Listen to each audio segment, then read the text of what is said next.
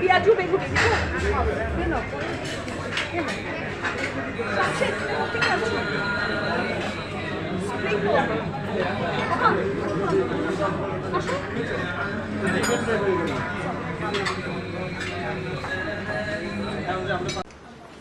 আলহামদুলিল্লাহ আমার মা ঈদের বাজার নিয়ে বসে আছেন।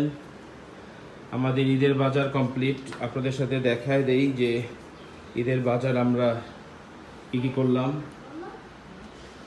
এখানে হচ্ছে আদা, রসুন, পেঁয়াজ এবং যে সালাদ আইটেম সেগুলি, ডিপ্লোমা দুধ, সেমাই সব আছে।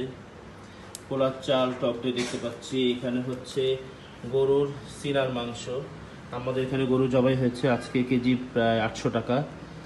এখানে হচ্ছে আপনার দেশি মুরগি কেজি কিন্তু 690 টাকা, যেটা রোজার আগে আসসালামু আলাইকুম, কেমন আছেন আপনারা সবাই?